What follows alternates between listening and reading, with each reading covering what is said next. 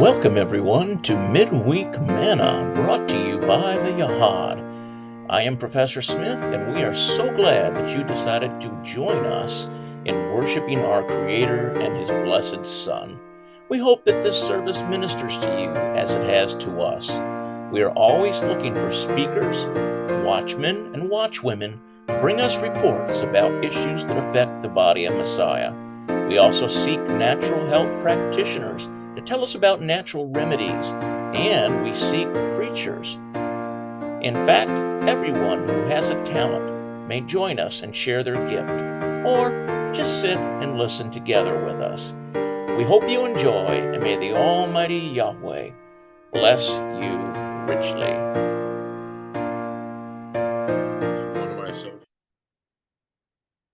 With one of my associates, and we're looking around on the street, a couple of different streets. We're about maybe 5-6 blocks away, and we're like, wow, wasn't there a pizzeria over there? Wasn't there a dry cleaners there? Wasn't there a candy store there? Wasn't there a deli there? Because I see all these stores closed down. They look like they got hit pretty bad economically. This is back in like March, and then today I'm walking around and there's all brand new stores there. So I'm like, it's not, that's another thing too. When I was growing up, there were blocks and blocks of boarded up buildings and closed down stores. It really looked like, Mad Max, with Mel Gibson movie there. It really looked like that. But I don't see that now, but I do see that there's an up and down swing. Prices are definitely like 10 times higher in Manhattan. You go get a bowl salad there. It's like $25 now, where maybe 6 months ago it was like 15. So it's crazy. But so yeah, that's like the economic part of it is interesting. The other thing too is what the good things that I'm starting to see is they're opening up the hotels again to have guests in them, because they were immigrant shelters. So like I said, I saw the immigrants, and all of a sudden they're I don't see them anymore. So I don't know what these people, the elite, are doing to mess with our heads or whatnot, but they're gone. I don't see much of them. It doesn't mean they're gone. I'm just saying I don't see them. And I'm in the heart of the city where these guys used to like to hang out.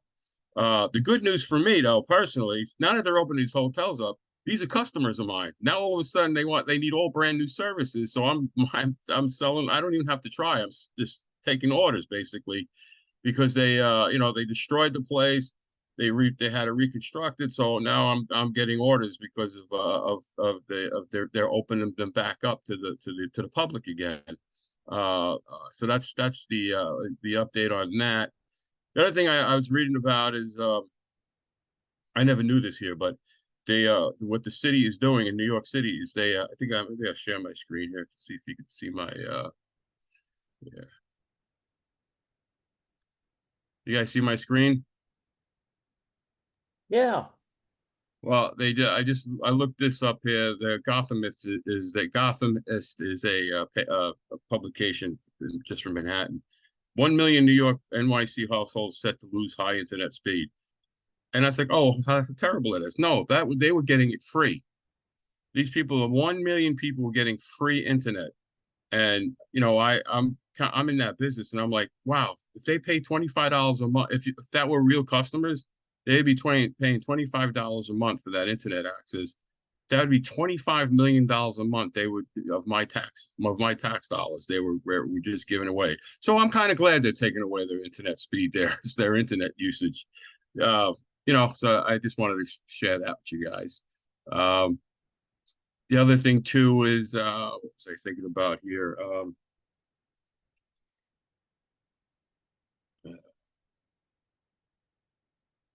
Yeah, I was looking into the ATF a little bit. I'm sorry I didn't get the full news on it. The ATF is they're trying to pass a bill into the in Congress. They're trying to pass this bill that really hammers down on the gun dealers and gun owners, or people who are applying to get gun licenses. They want to be able to if there's a mistake on a form or something to that effect, it's like they want to the form has to be perfect when you fill it out, and if you don't, they'll accuse you of fraud or a fraud. I mean, they want to terrify everybody to get any kind of a gun license. So that's about all I heard about it. I was trying to find some more detail on it. That was a quick little snippet I saw on that. The other thing too is politically, um, the Bronx used to be notoriously a blue uh, city, and they had a big rally in there, and they wanted to throw out. I don't know if you guys know Alexandria Ocasio. She's one of the Democratic young, I don't know, the figureheads that they have there. And they like I said, I saw a bunch of articles on how it's turning red. You know what I'm saying? Because they've had it with all of the blue type institutions that have been going on there. So I saw a lot of rallies and that were going on in the Bronx. And so they're saying it's turning more and more yeah, the bartender who answered the Craigslist ad. Right, exactly. I think that's about all she's qualified for anyway, but which is not a bad profession. I used to be one a long time ago. But anyway, so yeah, so that's the update so far on Manhattan. Just trying to think if I left anything out. Yeah, essentially, like I was saying, the point I wanted to make, it just seems like there's this ebb and flow. You know, 3 months ago, it was, the whole it was going to be this militant fascist world. They're going to come down on us, and then 2 months later, it's like nothing happened, and it's been like that. I noticed the thing that I noticed is the frequency of the ebb and flow is tighter. Happens and then it changes. Happens and it changes. Where years ago it would be a longer stretch of the squeezing. So I don't, like I said, I think makes me think of Ecclesiastes. It says that, nothing new under the sun. Just and what they say in Brooklyn is it is what it is, and that's what it is. It just turns out to be that way. So anyway, that's what I see. I would love to have more print, but I tell you honestly, I just didn't have the time to put everything up. I hope that makes sense, and it's what you found it informative to a degree. Hey, thanks so much, brother. Yeah, a lot of things happening in New York that are really concerning. Well, it is a very blue state in a lot of ways, and far left liberal. But and usually the people say either what happens in New York or California is kind of a litmus test for what they're trying to spread across the United States. But thanks again for that, brother. So we have Sister Suzanne and Joe Cormus sharing with us for the Health Minute tonight. You've seen them before. They always have really good stuff to share. Their entire lives are dedicated, number one, first of all, to our Master Yeshua and his kingdom.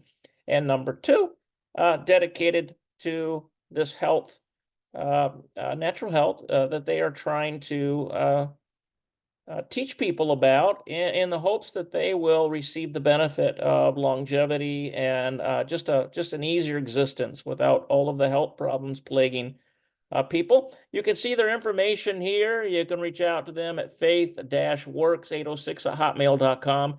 Here's a website, faithworkshealth.org. And there's a phone number, 989-831-9960. So tonight we are so pleased to have Joe and Suzanne again with us to share their wealth of knowledge. Well, thank you so much. I'm really excited to share the spring opportunities because we're getting into our summer, and this is the perfect opportunity now is to harvest the spring herbs and go foraging in our forests and getting the right things together. So chlorophyll is one of my favorite things. But Joseph's here to be a part of this with me too. Joseph, are you there? Can you hear me? Can everybody hear me okay? Maybe not.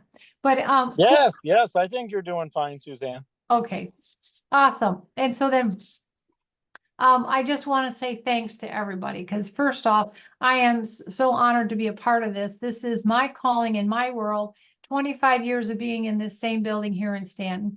Joseph and I have grown and learned to make home remedies be a factor to so many people. I like to teach people how to make poultices and pull things together. So today was more to do with chlorophyll and the leafy greens that we find in the woods and in your own garden or in your own yard that have not been round up or glyphosated. So you want to get an organic source of green leafy vegetables. And I do chlorophyll by blending 5 different leafy greens, whether you're going to do the plantain, you're going to do dandelion. We've got, I like comfrey and mullein and lobelia, but those are things that we really want to make comfrey poultices out of, as much as I want to teach you later how to bring poultices into another solution. So let's think of spinaches and right now the peppermints and the catnip. That's kind of fun too. And if you have some lemon balm or some 5 different leafy greens. One of my favorites is to go to the local organic fields where they're harvesting hay now. Here in Michigan, we're just getting started in our first cutting, and it's organic alfalfa or red clover. It makes a wonderful chlorophyll. So you're getting these blends of greens, and you blend it till you get a whole cup of blended greens with 5 different leafy greens. And then it's 1 quart of distilled water in that leafy greens. Now I wanted, you let this set, the distilled water with all of these blended greens for 20 minutes before you pull the pulp off from the greens. And that was what makes your chlorophyll. Chlorophyll is what makes the grass green and what makes the leaves turn green. But it gives you, it's the life energy, and it stops topically for itching and burns even. It's a great antiseptic, and it's strong killer for germs. Chlorophyll prevents germs from spreading. So it actually helps with bad breath. A lot of hunters will use chlorophyll to take inside because it doesn't let your poop stink so bad. So then if your poop doesn't stink, your skin doesn't stink. So then it all kind of plays that part again. Chlorophyll inhibits bacterial growth. So it's great for any kind of infections that you might have, even if it's a sore throat, to gargle with it and then swallow it. It's great for chronic treating for ulcers in specific. Chlorophyll also strengthens and rebuilds the cell walls of the body, the cell walls of your cells, the inner cells, blood cells. Chlorophyll increases function of your heart, uterus, lungs, intestine, and your vascular system. Chlorophyll is a cleanser and a detoxifier. Chlorophyll supports your immune system. Chlorophyll purifies the liver and eliminates drug deposits. Chlorophyll helps build and remove properties like bile in the body for a natural source of laxatives. So it's great for the liver specifically and cleaning the common bile duct. Chlorophyll helps to eliminate mucus. Chlorophyll assists in blood purification and has a similar effect to iron. So this is a good source of iron for those. If you don't get enough iron in your blood system, then you can't carry the oxygen to your blood. Iron carries the oxygen to the blood. So you need iron. Chlorophyll assists in blood purifications and has a similar, I already said that, similar effects of iron. Chlorophyll assists in assimilating all your minerals. So it's high in minerals. And it's a choice of good minerals there, especially if you can get everything possible organic. Never when you're making your own chlorophyll, never to use glyphosates or around things that have the Roundup. Chlorophyll enhances vitality and helps the body heal faster. Chlorophyll fights the body odor and intestinal bad breath and odors. So anybody have questions about chlorophyll? Because I'd like to add a little bit more to what we're talking about for the season of this year with asparagus, rhubarb, and spinach being popular and growing right now. Those are the 3 things I never cook, because if you eat too much cooked asparagus, you'll get gout really easy. I've been treating a lot of people in the last weeks with gout issues.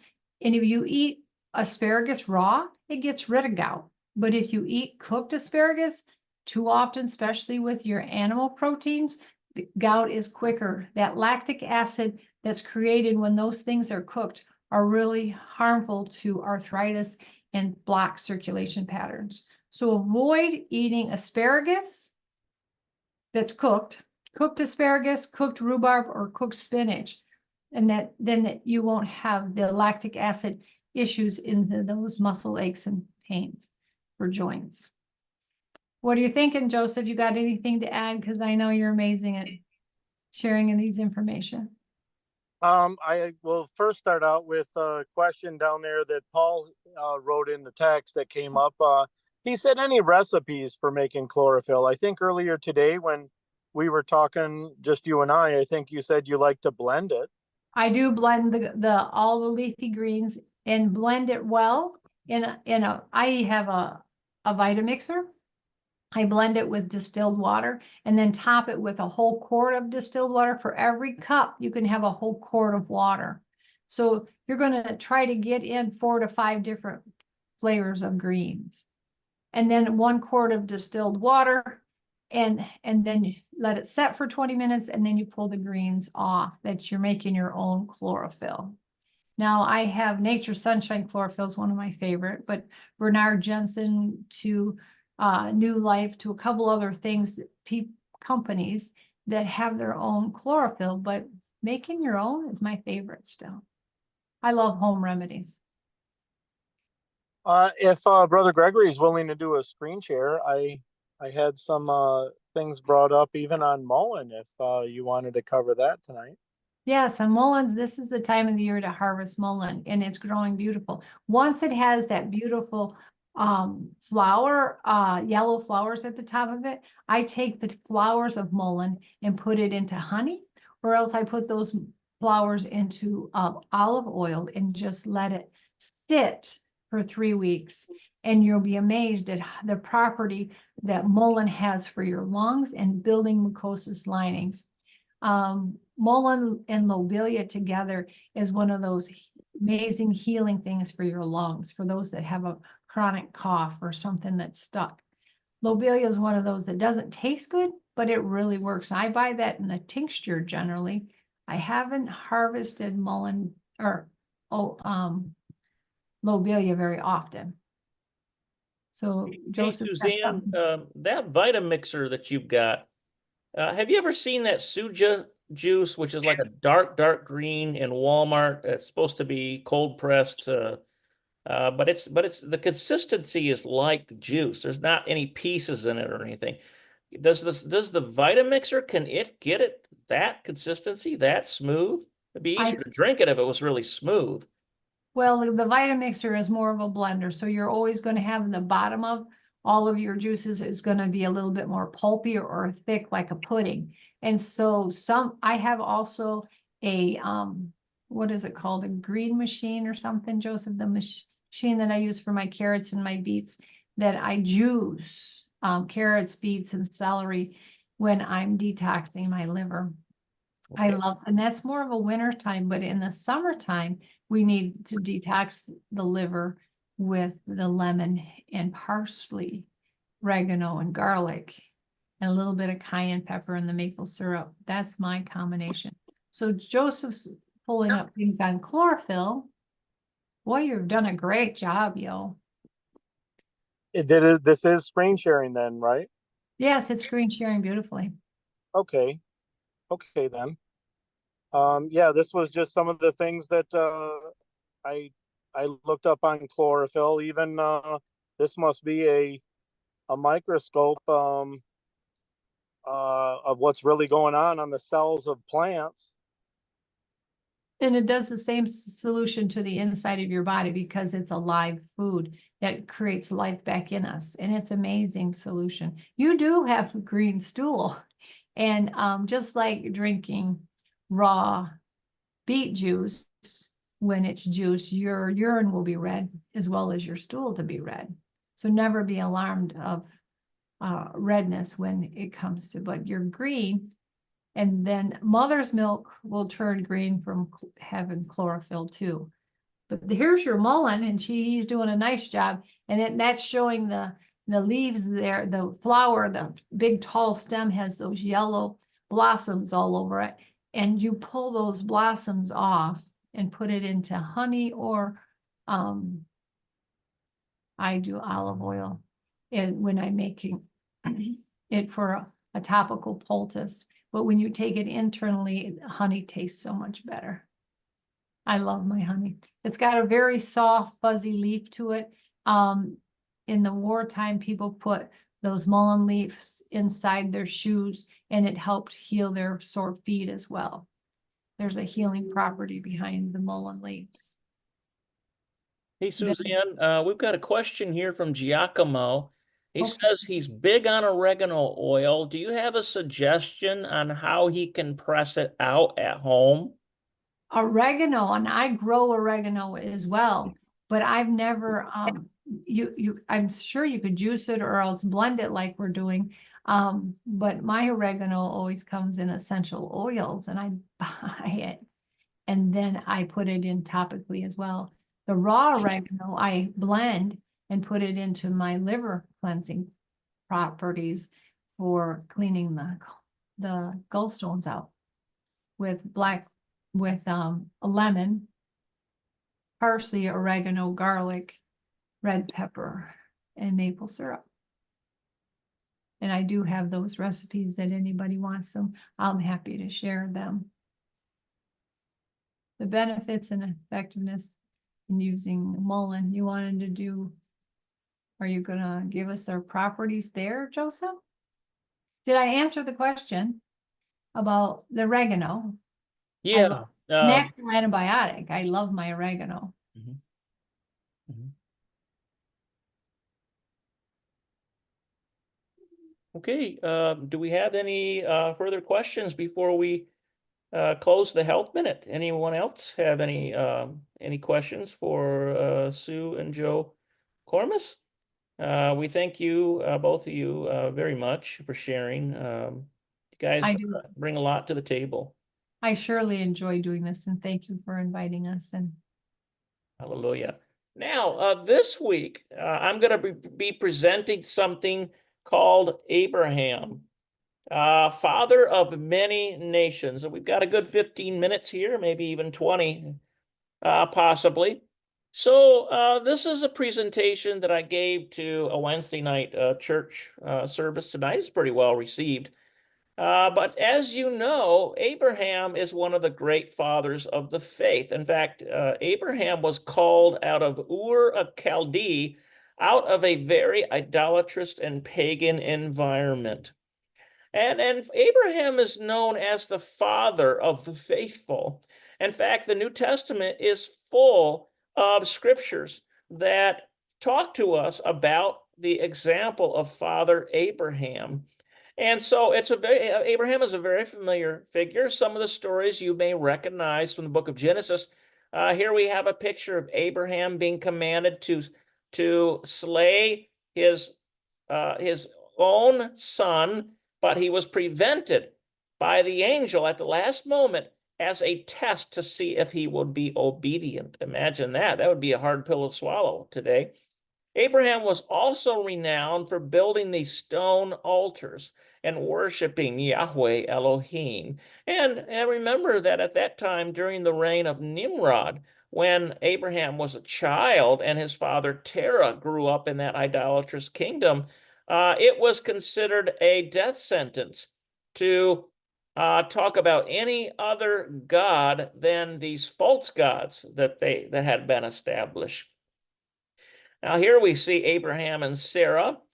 Here we're going to talk a little bit tonight, at least we might get into it. I'm not sure if we'll have time, but this is Abraham as a teenager destroying his father's idols that he had in his house. And Abraham was also known as being a very wealthy man. And it was Yahweh and his reliance on Yahweh alone that brought that wealth to him. So What I'd basically, I'm going to take a book that some of you are familiar with and just take little snippets out of it about Abraham that shares a little bit that we don't get in the book of Genesis. Although this other book is called the Little Genesis, it is found in a particular church canon, and that canon we're going to talk about tonight. It is the Ethiopian church canon. Now, the Ethiopian church canon is one of the largest and most diverse biblical canons in availability. Now, it includes the Old Testament that we're familiar with, including Esdras, Enoch, Psalms, Solomon. The New Testament has all 27 books. It also includes some apocryphal books like the 3 of the Maccabees books, Tobit, Judith, Bel and the Dragon, Prayer of Manasseh. A lot of these books you guys may be familiar with. It's interesting here that we have the rest of Jeremiah the prophet here. This is an interesting chapter.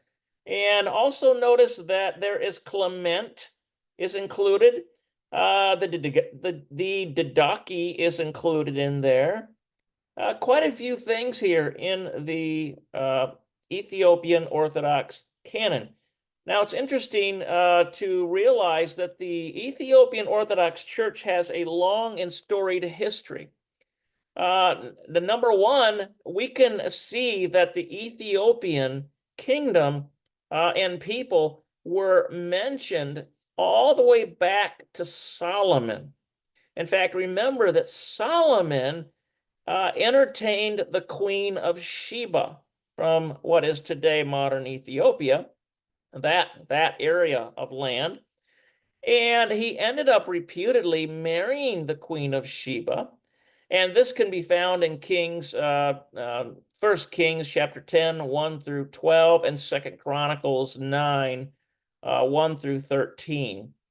Now, he is, and reputedly, when he married the Queen of Sheba, he produced an heir, and this heir is known as Menelik the First.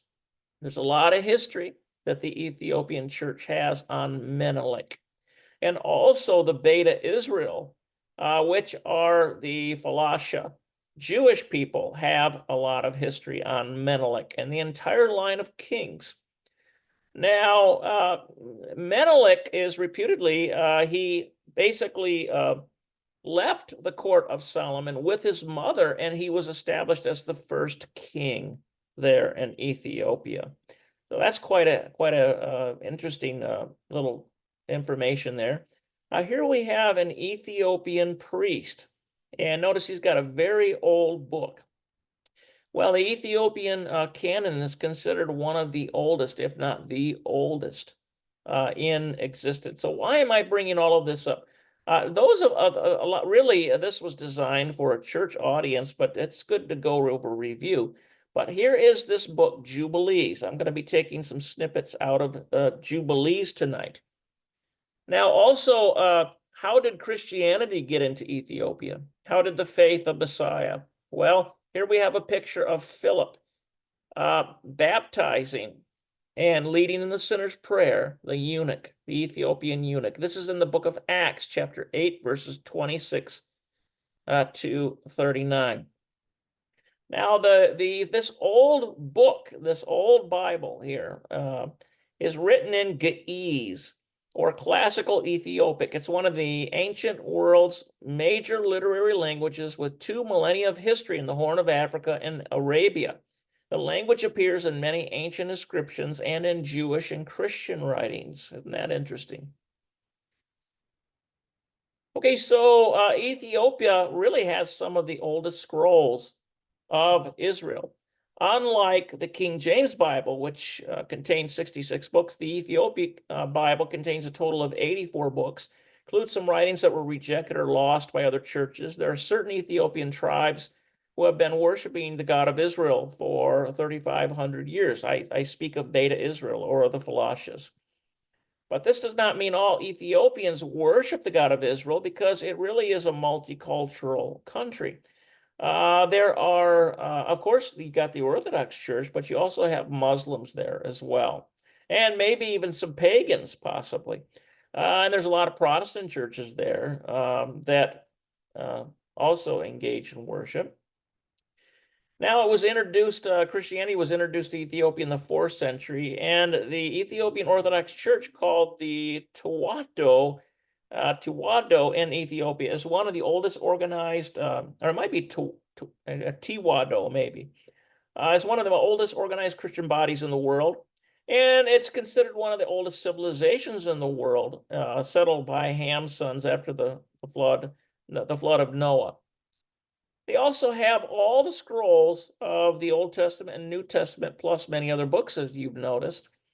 And so they've been worshiping the God of Israel for thousands of years. And as some of them, true descendants of the lost tribes of Israel, are still living in Africa and Ethiopia. In fact, I think this is firmly established in other kinds of studies. And they have more proof of their genealogical heritage to Israel than the European Jews do. Isn't that something? Well, it's because of that direct connection to the Queen of Sheba and Solomon, and the dynasty that then was birthed, starting with Menelik the First, and they certainly can prove it. Now, what about the Book of Jubilees? It's interesting that Book of Jubilees was also found in the Dead Sea Scrolls. And the Dead Sea Scrolls, the discovery of it, here's the two Bedouins that discovered the clay pottery there in the side of the mountain. And basically, they threw a rock. They lost a goat and threw a rock in the cave, and they heard a sound of pottery breaking. You guys may have heard this before. So they found these scrolls. Can you believe that they sold them to an antiquities dealer for $250? And then the Kondo brought them to the shepherds and sold them to Athanasius Samuel, Archbishop of Syrian Orthodox Church body, for 60-odd dinars, or around $250. The value of these is absolutely astronomical. So this is a paltry sum, really. But it ended up being the Archbishop's entirety of his savings at the times. Now, this happened around 1947, 1948, and we know what a pivotal time that was. It was the establishment of the nation of Israel. So then the Archbishop transferred to the United States, and he tried to sell the scrolls to an educational institution. Yale considered buying them, but decided that their major efforts at the time should remain with the Boswell papers. Wow, they missed out, didn't they? Yale really missed out on that. So basically, what's included in there? Well, the Book of Jubilees is included in there. Other books like the Manual of Discipline, the Book of Enoch, the complete book of Isaiah are included in there. Now, that kind of reminds me, among the 900 or so texts of the Dead Sea Scrolls is the Book of Jubilees, 2nd century retelling of Genesis, the first part of Exodus, originally written in Hebrew. And so now remember that the Ethiopian Orthodox Church retains the Book of Jubilees in Ge'ez, which is a Semitic language that's very close to Hebrew. Now remember, this happened in 1947, along with the establishment of Israel as a nation again. And isn't this interesting? In Daniel 12:4 says, "But you, O Daniel, shut up the words and seal the book, even to the time of the end. Many shall run to and fro, and knowledge shall be increased." So is it possible that books have been unsealed in this latter generation? I think so. I think it's possible. Here is a picture of some of the scrolls written, and you'll find that they are written in the Paleo-Hebrew script, primarily. Okay, so what about what is in the Book of Jubilees? What I'm going to do is stop here tonight. I'm going to pick this up. So this is basically the introduction, and we're going to talk about the life of Abraham and what is not found in the book of Genesis, but is found in the book of Jubilees. We'll talk a little bit about Mastema and his role in the book. And we'll talk a little bit about this dialogue that Abraham had with his idolatrous father, Terah. And hopefully what I've got left in this teaching will fill up a teaching slot for the next midweek manna. But this is a good introduction, and it sort of gives us an idea about the book of Jubilees, because we see that it's not only in the oldest canon, one of the oldest canons of all Christianity, but it was found in the Dead Sea Scrolls. So you have two witnesses about this book.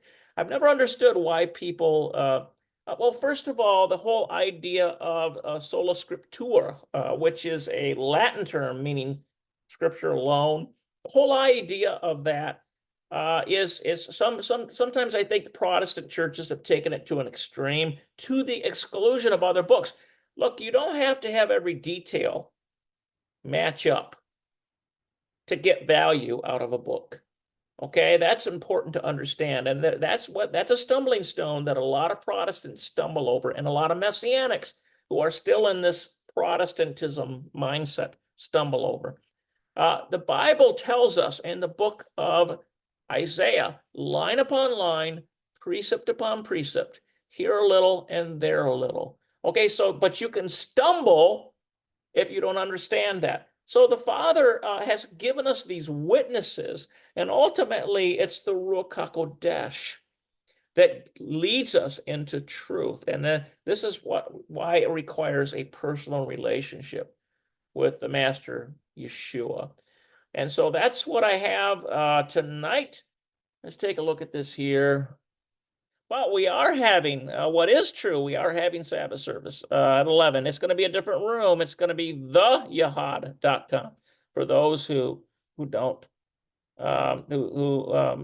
may not know that it's a different room. The Aaronic benediction, and this is what was given to the children of Israel, to the priests, to remember that we are priests alike under the order of Melchizedek. And remember, Messiah Yeshua is in the order of Melchizedek.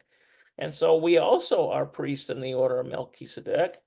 And so, and notice that we as overcomers, when we reach the status, we're no longer just the children of Elohim, but we are the bride of Messiah. It says we are priests and kings of the Most High. Well, when we look at the term Melchizedek, it literally means my king is righteousness. My king is righteousness. And so those of us who who are apportioned unto the bride, they basically you become priests and kings of the Most High. And this is what Peter says as well. Okay, so here is the Aaronic benediction. Yivarekeka Yahweh vayishmareka. Yahweh ponavaleka pikuneka. Yisi Yahweh ponavaleka v'yasem leka shalom. Yahweh bless you and keep you. Yahweh make his face shine on you and be gracious to you. Yahweh lift up his countenance on you and give you peace in the name of Yeshua Messiah, Prince of Peace. The service is finito.